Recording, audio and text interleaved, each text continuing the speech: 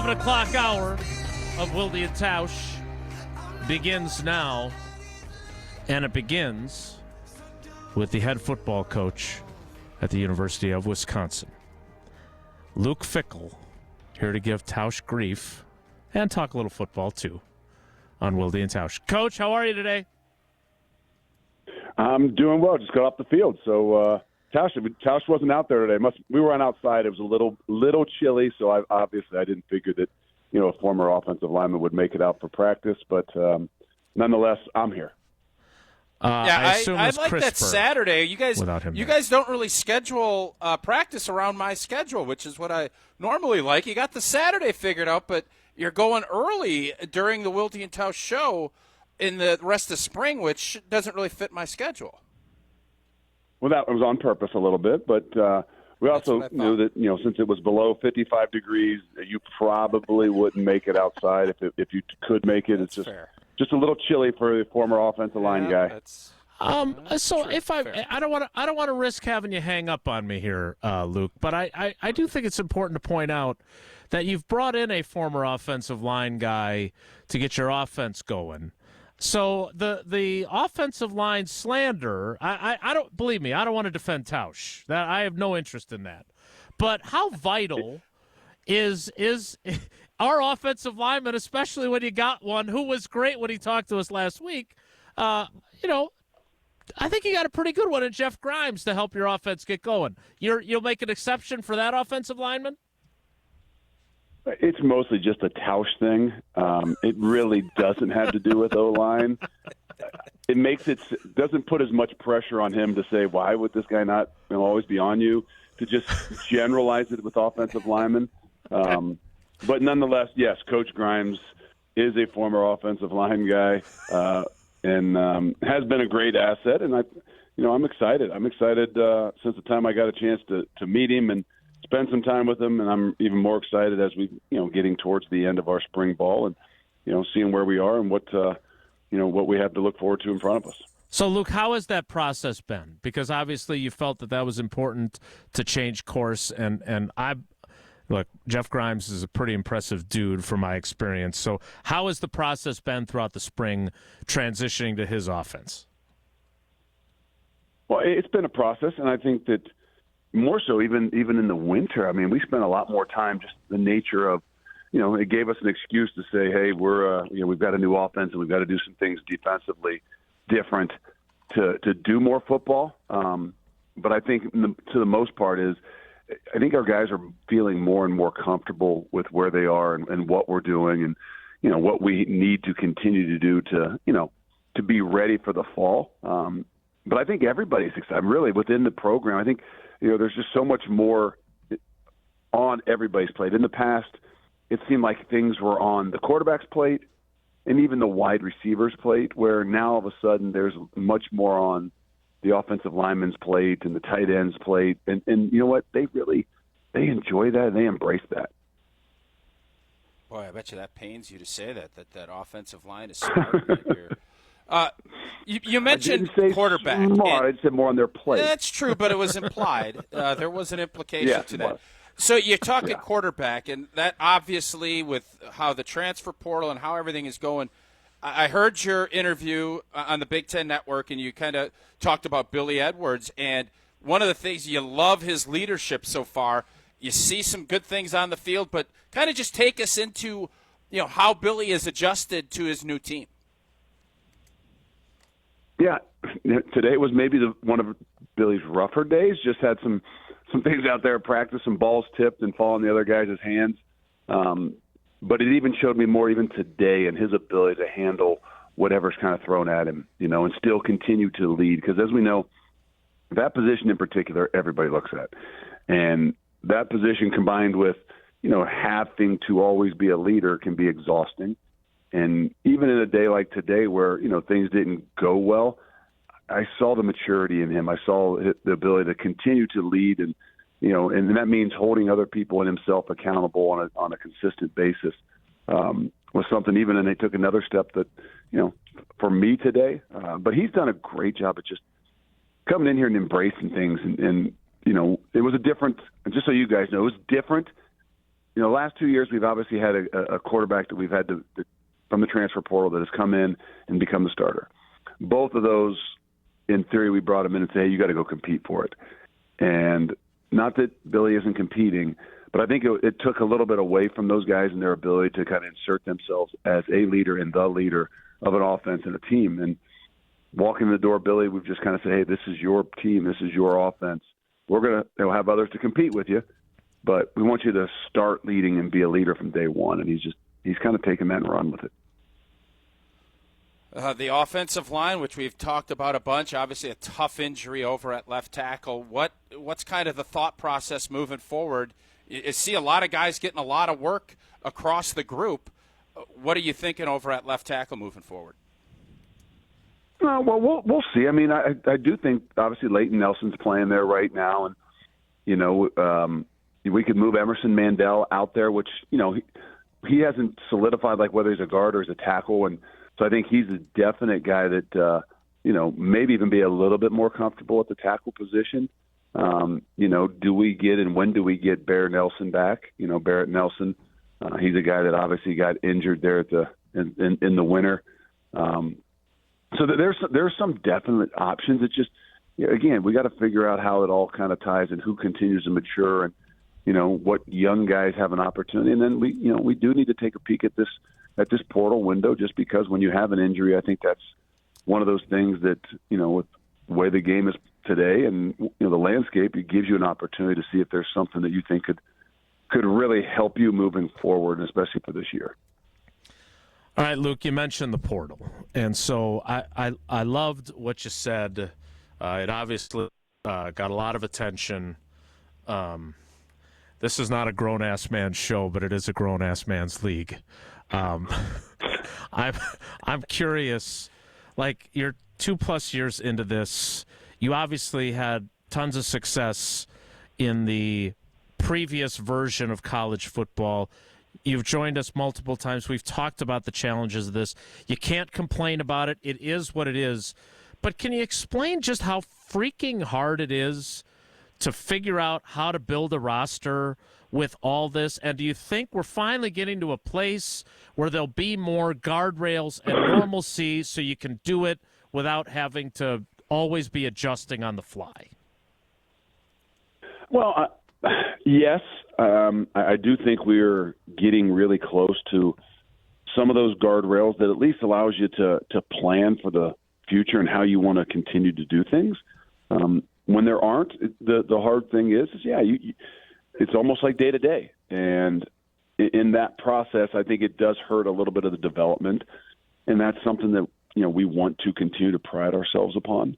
But I do think that, hey, where this thing is headed and, with the guardrails, with your ability to say, okay, here's some structure now, you guys got to go build. I know for a fact that we've got a plan that I feel much better about, as opposed to even the last couple of years where it's okay now that it's hard to have a plan just because there is no structure, and you kind of just keep throwing stuff at the wall and hoping that it sticks, unfortunately, and that just hasn't boded well for us. And that's not an excuse. That's the landscape, and that's I think maybe has slowed down the development of a lot of younger guys. And, but I think we're in a better place now. And I do love the development, but we do understand that when I said that idea that it's a grown-ass man's league, what I mean is, like, every guy, they don't get the luxury of growing up like I did, or even like Tausch did. I mean, like,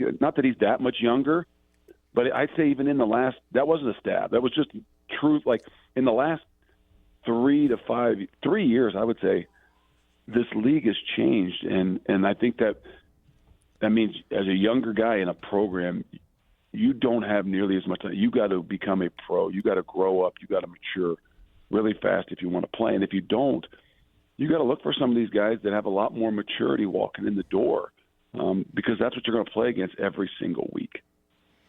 Well, on the flip side of that, look, I cover the NFL. It's almost exclusively what I've covered now for a long time. So those are, and I'm enjoying just saying this on the radio and seeing if Jesse gets in trouble for it, grown-ass men. It's great. But I also, and Tausch is a parent too, the athletes in my house are 15 and 14. And one of the things we talk a lot about is overcoming adversity, right? Coach doesn't play you as much as you want. What are you going to do about it? How are you going to overcome that? And you as a player, Tausch as a player, you had to fight for your opportunities. We were talking to Matt Bowen, who played at Iowa and played in the NFL yesterday. We were talking to him about that and his process at Iowa to become a starter toward the end of his career. Do you think, and how do you go about coaching? Because you had the line about you can't coach hostages. But it would be great if you would have some more guys, and I'm not saying you don't have them on your team, but guys that want to go through that journey and go through that adversity and then come out on the other side of it as a better player and a better person because of it. Are we losing that because of what we have now in college football, or am I overreacting? No, we are, and that's, again, we all have to adapt to what the landscape is. But I do fear. I'm like, or worried. Look, I've got, two juniors in high school that want to, go play, football at the next level, and I reiterate to them on a consistent basis, like, there's a lot of sacrifice, a lot of things you got to be able to overcome, but the game is continuing to grow, and guys that aren't prepared to be able to battle that adversity, we have made it a little bit too easy to take the easy route. And I mean that in the sense that if things don't go exactly the way you want them to in your year one or year two, I'm not saying everybody, but like it just has become so much easier to find a way to go to another direction. And we know as parents, sometimes the most difficult thing is when your kid is struggling, right? I mean, there's nothing more difficult. But I also know that like they have to struggle. They have to struggle in order to grow. And to think that there's an easier route all the time is not the case. And right now, just in college athletics, we've made it a little bit easier to say, hey, this might not be working for you. Let's find another place or another direction. And in the long run, I think that's going to cost us. And I don't just mean us as a program. I think it's going to cost a lot of our youth, and these guys need to grow up. Is it nice to find that out? Kind of the comments were about a couple of the portal kids that came in and are probably leaving this spring. Is it nice that you find that out right away and you can find an alternative moving forward? Because my hunch is coaches are fine with one portal, but this idea of two portals, it gives guys another opportunity if they don't get the reps that they want in spring, that they can go and find, not that it's an easier way, but it's the path of least resistance. And that's the thing I use, the path of least resistance. Yeah, it is. And that's the hard part is there's still a little bit of an exit for people. And to be honest with you, I mean, in order for those guys to go, just so you know, in order for those guys, it had to be a mutual thing. So there are some stipulations that guys don't just have the freedom to go whenever they want.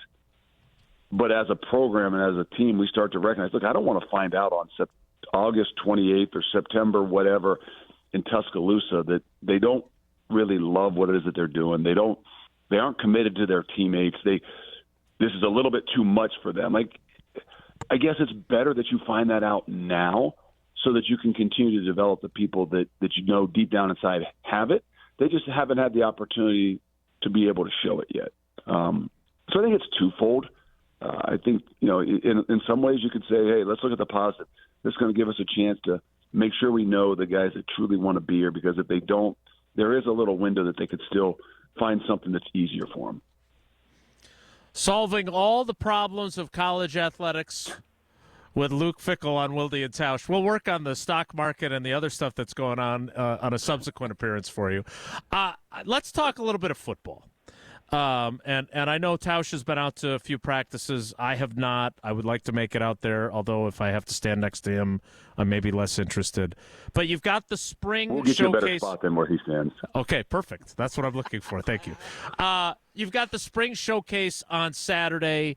I still remember covering the NFL draft. It was going on at the same time as the spring game, and Lee Evans tore his ACL in a spring game. And I am. Oh, thank you.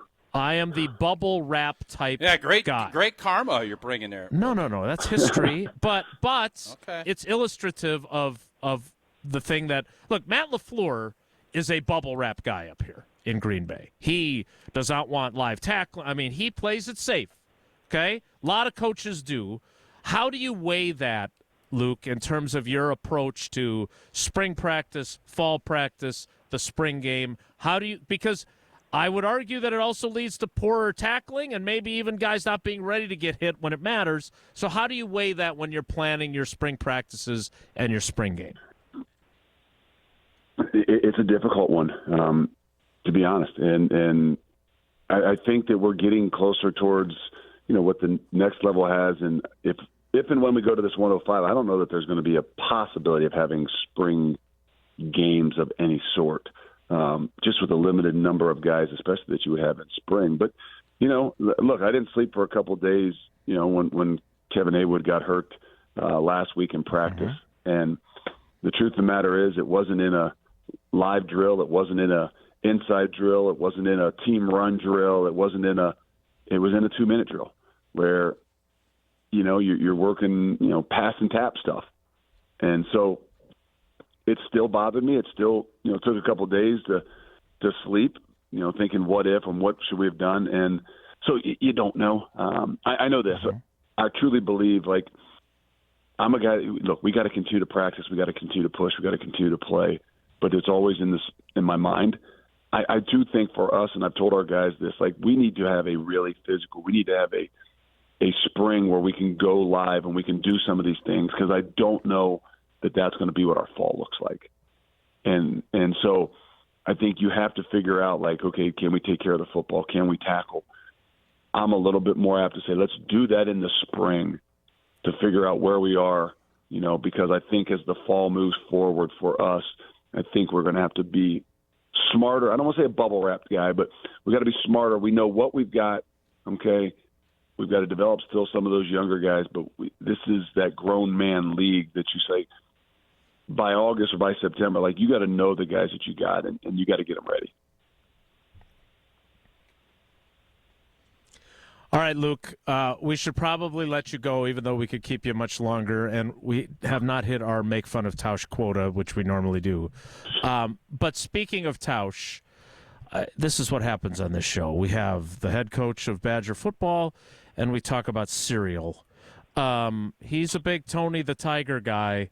When you're going for your breakfast of choice and you have to eat cereal, what is Luke Fickell eating? Oh, my goodness. I used to be a cereal guy myself, and I don't know if I've eaten cereal in the last, I don't know how many years. Anything with sugar, but they're just not in the house. So, you know what? All these different kinds of Chex now. Oh, between that and Raisin Bran would be where I would go. When you were a kid, the Fruit Loops and the Frost, all those. But now that stuff that doesn't appeal to me. It's more, hey, there's all different kinds of peanut butter Chex, to chocolate Chex, to and then, hey, by the way, there's some Raisin Bran. Oh, okay. Those things stay pretty good. That's where I'm headed. All right. Well, I'm glad. See, Luke Fickell and I've got Raisin Bran and Chex guys. He's got to be like a fruity. You got to be like a Fruity Pebbles or. It's not Fruity Pebbles. No, I'm a Rice Krispies guy. Flakes? That's my top pick is Rice Krispies. Little snap, crackle, and pop. Okay. I bet you pour some sugar and honey on top of that, though. Yes. There you go. Plenty. Chex guy. That's interesting. Luke, thanks for humoring us with our stupidity and giving us insight at the same time. We appreciate you, man. Good luck on Saturday, and you guys have good a great luck day down the road. That is Luke Fickell, the Badgers football coach on 𝙒𝙀𝙀 and Tausch, and a Chex guy. Chex underrated.